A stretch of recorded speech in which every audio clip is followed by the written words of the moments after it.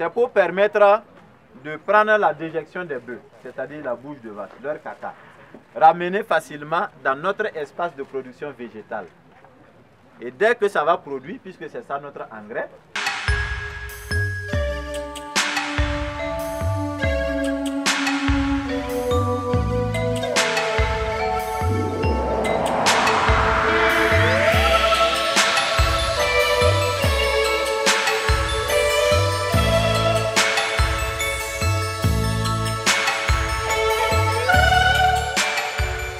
et pourquoi cette initiative? Tout simplement, nous avons pensé que réfléchir profondément pour proposer des solutions aux consommateurs, au public burkinabé et hors du Burkina.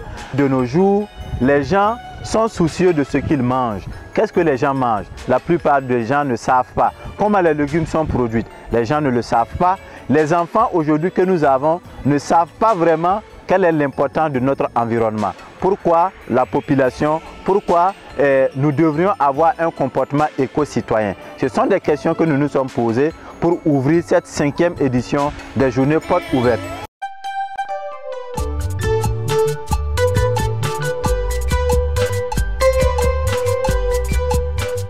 Oui, déjà, il faut dire que Belemiagré Razak est membre associé de Inades Formation Burkina. Et donc, quand il nous a envoyé l'invitation, déjà on avait trouvé que c'était très génial.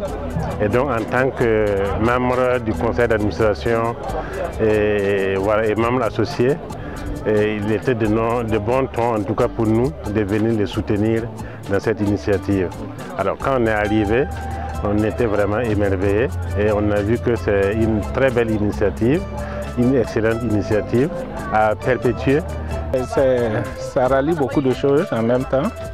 Il y a eu la détente, il y a eu la découverte et ensuite c'est une ferme écologie, agroécologique, de tout, mais il n'y a rien de tel. Et ça fait plaisir de faire une visite comme ça. J'espère que ça va créer vraiment des passions, ça et là. Voilà. C'est vraiment tout un plaisir de visiter cette ferme-là et surtout nos encouragements pour les promoteurs parce qu'aujourd'hui l'alimentation là c'est un problème sérieux.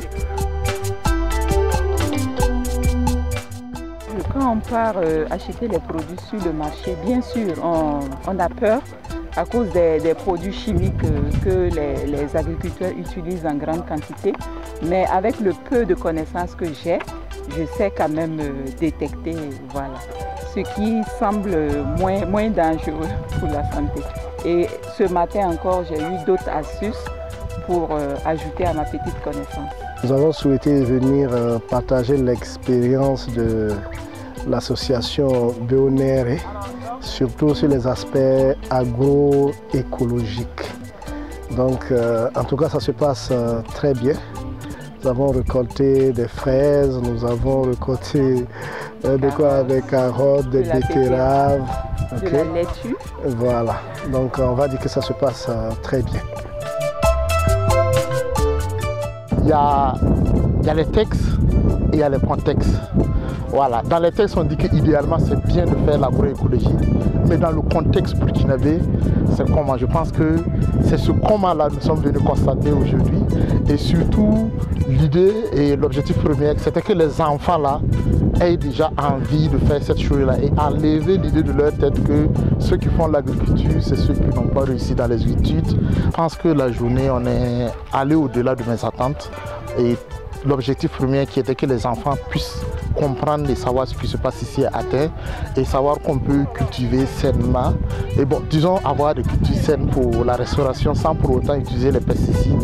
C'était l'idée première parce que aujourd'hui, il y a beaucoup de magasins qui vendent des intrants chimiques.